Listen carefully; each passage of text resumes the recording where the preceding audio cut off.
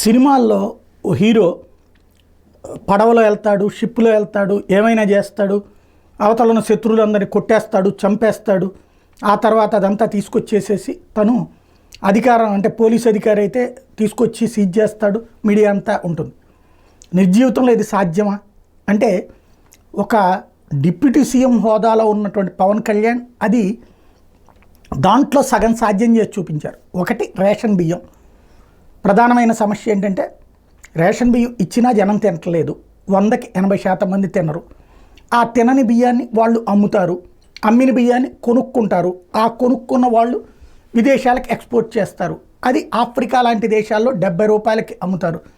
ఇక్కడ ఈ బియ్యం వదులుకున్నటువంటి ఒక్కొక్కళ్ళకి 10 రూపాయలు వస్తాయి, 10 నుంచి 11 రూపాయలు. అదే సందర్భంలో దాన్ని డీలర్ దగ్గర నుంచినో లేకపోతే కనుక ఈ వెహికల్ వాళ్ళ దగ్గర నుంచినో వాళ్ళు 15 రూపాయలకి ఒక బ్రోకర్కి అమ్మితే ఈ బ్రోకర్ 20 రూపాయలకి తీసుకెళ్ళి ఆ సదరు వ్యాపారస్తులకి అమ్మితే, ఎక్స్పోర్టర్లకు అమ్మితే వాళ్ళు దాన్ని 25 రూపాయలకి ఏదైతే ఆ ఏజెన్సీలకు అమ్మితే వాళ్ళు దాన్ని విదేశాలకు ఎక్స్పోర్ట్ చేసి ఆఫ్రికా ఖండంలో 70 రూపాయలకి అమ్ముతారు. ఇది వాళ్ళు 70 రూపాయలతో ఇది ఆరోగ్యకరమైన బియ్యంగా తింటారు. మనం అనారోగ్యకరమని వదిలేస్తుంటాం. ఇది కామన్ థింగ్.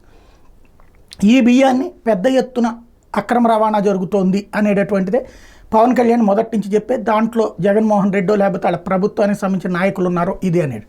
బట్ ఇందులో ప్రభుత్వం జనానికి బియ్యం ఇవ్వకుండా అమ్ముకుంటే స్మగ్లింగ్ అవుతుంది. ప్రభుత్వం బియ్యం ఇచ్చేస్తుంది, కానీ జనం దాన్ని తినక వాళ్ళు అమ్ముకుంటున్నారు. ఆ తర్వాత దాన్ని వ్యాపారస్తులు అమ్ముకుంటున్నారు. ఇందువలన దాన్ని ప్రభుత్వాలు ఏమీ చేయలేకపోతున్నాయి. అయితే అది ఎట్టి పరిస్థితుల్లో జరగనీయకుండా చూడాలి అన్నటువంటి కసితో పనిచేస్తున్నటువంటి పవన్ కళ్యాణ్ అటు నాదెళ్ల మనోహర్ ఎక్కడికక్కడ బియ్యాన్ని సీజ్ చేస్తున్నారు, రేషన్ బియ్యాన్ని. దాని మీద కేసులు పెడుతున్నారు. అయితే ఈ బియ్యం అంతా కూడా చివరికి కాకినాడ పోర్టుకి వెళ్తుంది. ఆ పోర్టు దగ్గర నుండి షిప్పుల ద్వారా ఆఫ్రికా ఖండానికి వెళ్తుందని మొన్న కలెక్టర్ వెళ్ళి టెస్ట్ చేశారు ఓడలు.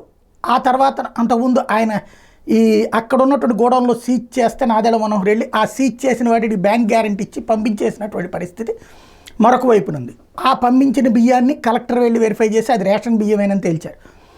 ఈ వ్యవహారం మీదన ఎక్కడో ఉన్నటువంటి పవన్ కళ్యాణ్ గారికి ఆగ్రహంతో రగిలిపోయారు. ఎన్నిసార్లు చెప్పినా ఆయన వెళ్తుంటే నేనే వస్తాను మీకు గనక చేత కాకపోతే అని చెప్తున్నా వింటలేదట.